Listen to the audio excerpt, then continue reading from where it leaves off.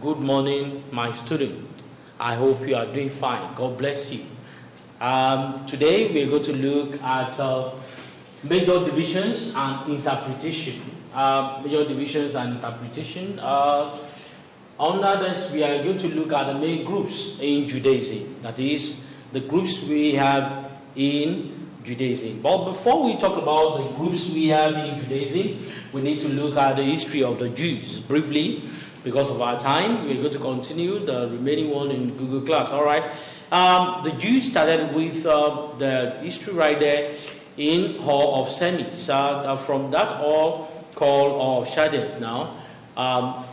From there, talking about Abraham and his father, Terah. From there, they moved to Haran, and the Lord called Abraham right there after the death of his father. And later they moved to where we call the Canaan now, the promise the Lord made to Abraham, that when he was called, that he should leave Haran for what we call the land, the land he has promised him, called Canaan. And when he got there, he settled there. From there we have Isaac, we have Jacob, and the covenant God had with Abraham continued with Isaac, talking about Isaac, then Jacob, then from Jacob now to Joseph, when Joseph moved to Egypt, when he was sold to Egypt. From Egypt, we have the descendants of Jacob moving to where? Moving to Egypt. Right there in Egypt, the Lord delivered them through one man. After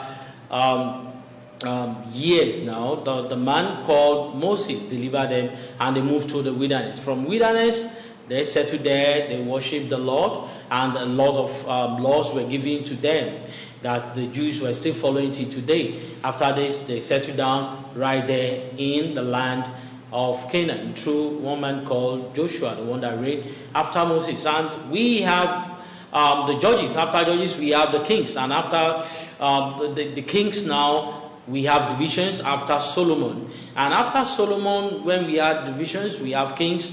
Then later, we have what we call destruction. That is how Israel and Judah were being captured. That is, Israel forced by the Assyrians, then later by the people called the Babylonians. After Babylonians defeated the Syrians, the Assyrians. And after the Babylonians defeated the Assyrians, then later we have another set of talking about the Greeks that defeated the Babylonians.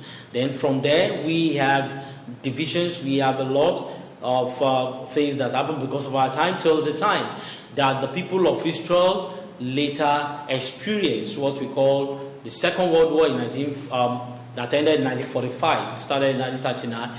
And from there we have a lot of them scattered all over the world, while some moved to US, some moved to Israel. Now let's leave that one, let's go straight to the divisions we have. Now, talking about the divisions that we have, talking about the main groups that we have the main groups called Ashkenazi Jews and the Sephardic Jews. The Ashkenazi Jews, that is, most of these divisions, most of these groups we have, they are being called based on the history, that is their origin, or based on their religious practice. The practices now, talking about the religious belief. That is the name given to them. Let us look at Ashkenazi now. The first one, the Ashkenazi were the descendant, the grandson of the man called Noah. And this started from Ham, Shem, and Japheth. And the son of Japheth had a son called Gomer, and Gomer gave birth to 7 children. Then later, this Gomer now had a son called Ashkenaz, then called Riphat, then another one called to Gama. And this Ashkenaz now became the father of the Ashkenazi, the descendant called the set of Jews called Ashkenazi Jews, because they settled down right there in Germany.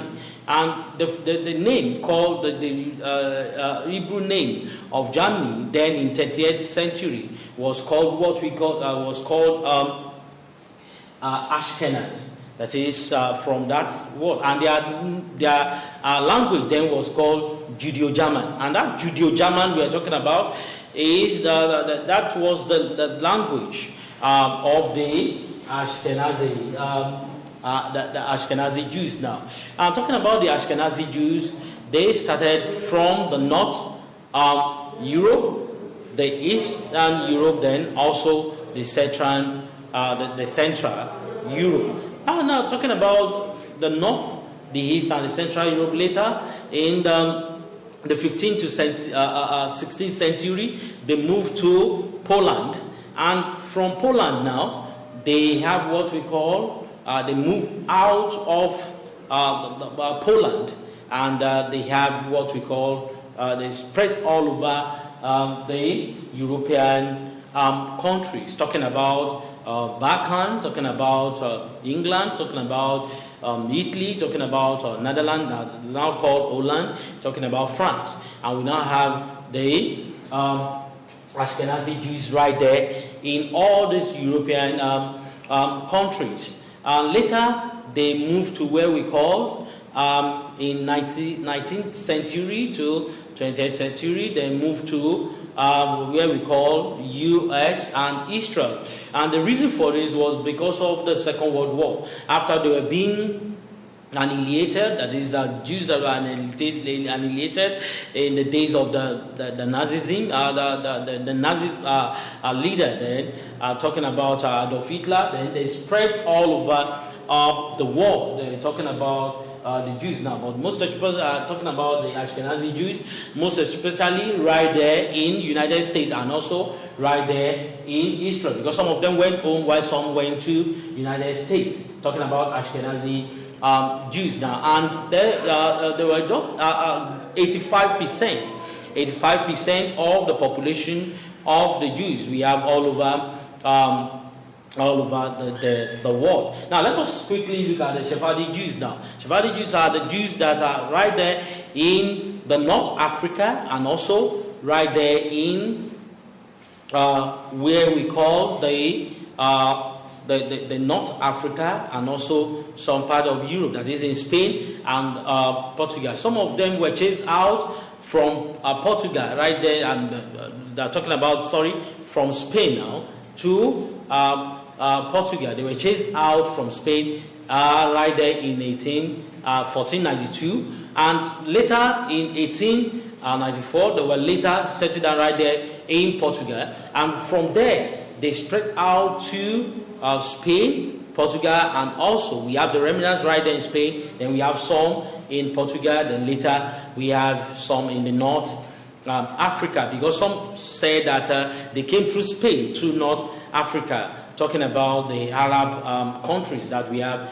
in the North Africa now. So these people, they base their own belief on the Babylonian practice. That is, the practice, the length when they were in exile right there in Babylonia after the temple had been destroyed.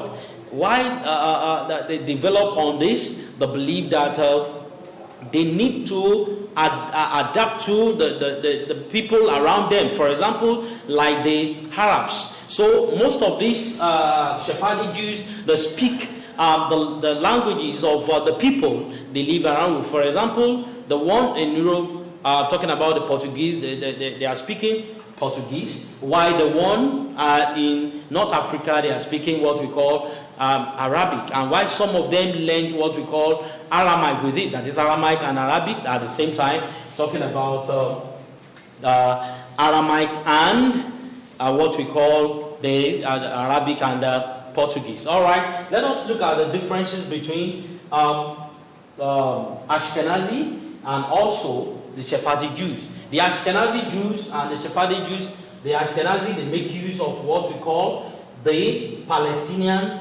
belief and the practice, talking about the ritual practice now, while Sephardi make use of what we call the Babylonian. They have been experienced what we call different languages. Ashkenazi, talking about being influenced by the Christians right there in Germany, while Sephardi being influenced by the Muslims right there in Spain and also in Arab world. In our next class, we are going to continue from there. God bless you. Thank you.